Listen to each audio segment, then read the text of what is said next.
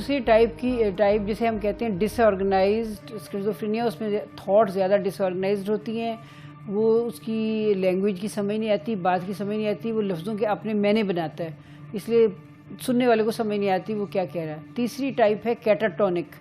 Catatonic میں movement ڈس order ہوتا ہے کہ اگر آپ ہاتھ اس کا اوپر اٹھاتے ہیں تو ہاتھ اس کا وہیں کا وہیں کھڑا ہے، کہ وہ نیچے نہیں لے کے جائے گا، وہیں کھڑا رکھے گا، خود بھی اگر وہ کھڑا ہے تو کھڑا ہے، تو اس میں زیادہ موومنٹ ڈس آرڈر ہے۔ اس کے علاوہ ہے سمپل ٹائپ۔ سمپل ٹائپ کا وہی جو میں نے پہلے بھی بتایا تھا کہ نیگیٹو ہے، اس میں سمٹم کوئی نہیں ہے لیکن اس کی سوچیں بھی کوئی نہیں ہے، اس میں لیک آف انیشیٹو ہے، اس کا لائف میں کوئی انیشیٹو نہیں ہے، اس کو سمجھ میں ہی نہیں آ رہا، اس کو بالکل وہ خالی الذہن جیسے بیٹھا ہوتا ہے کوئی بندہ، وہ اس طرح سے ہے۔ اس کے علاوہ جو ہمارے ہاں زیادہ کامن دیکھنے میں آتا ہے وہ پیرانوئڈ ہے، ڈیلیوژنل ڈس آرڈر کے اندر سسپیشنز بہت زیادہ ہیں، یہ یہاں پہ ایک زیادہ کامن ہے۔ اس طرح کا پیشنٹ جو ہے وہ ڈینجرس اس لیے ہوتا ہے کہ وہ بعض دفعہ مرڈر بھی کمٹ کر دیتا ہے، اس کو لگتا ہے دوسرا اس کے خلاف ہے تو جا کے اس پہ ایکٹ کر دیتا ہے۔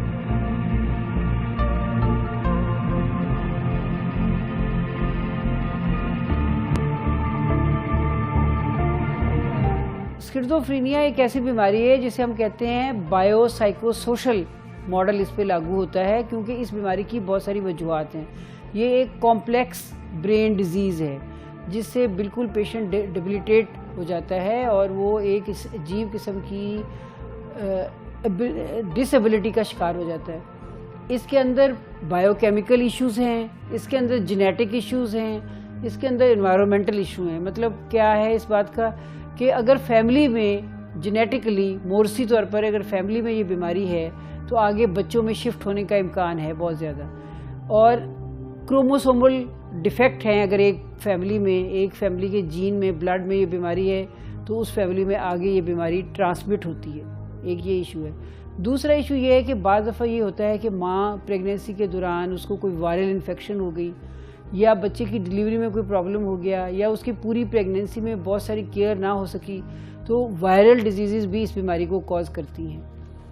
اس کے علاوہ انوائرمنٹل فیکٹر جو سٹریسز ہوتی ہیں باڈی کے اندر، تو بہت سارے لوگوں کے اندر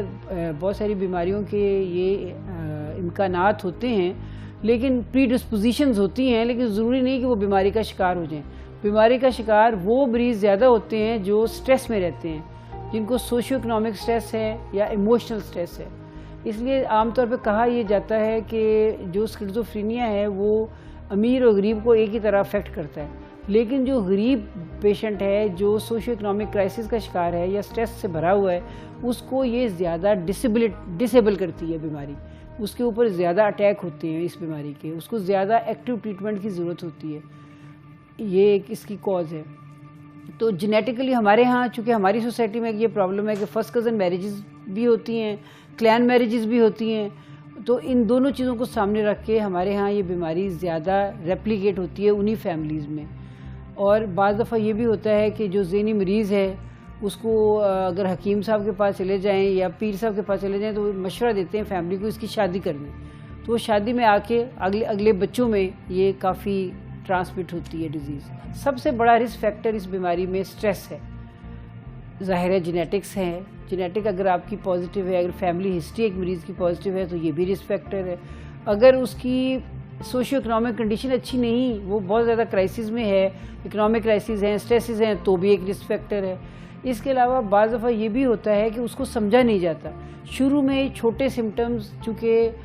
اویئرنیس نہ ہونے کی وجہ سے نگلیکٹ ہو جاتے ہیں، اور اس کے اوپر سوسائٹی کا، فیملی کا، اسکول کا، جاب، ورک پلیس کا اتنا پریشر آ جاتا ہے کہ وہ پریشر بھی ایک رسک فیکٹر ہے۔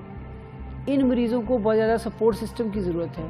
سپورٹ نہ ہونے کی وجہ سے بھی یہ ایک بیماری کے اٹیک بار بار ہوتے ہیں۔ پھر بعض دفعہ ان مریضوں میں یہ پرابلم ہوتی ہے کہ کیونکہ وہ یہ فیل کر رہے ہوتے ہیں کہ ان کے اندر کوئی ڈسیبلٹی ہے، وہ کوپ نہیں کر پا رہے ان کی اپنی ریکوائرمنٹ کو۔ اگر ایک بچہ اسکول میں پڑھ رہا ہے تو اسے پڑھائی نہیں ہو رہی، اگر ایک انسان جاب کر رہا ہے آفس میں تو اسے اپنی جاب کی اسے سمجھ نہیں آ رہی چیزوں کی،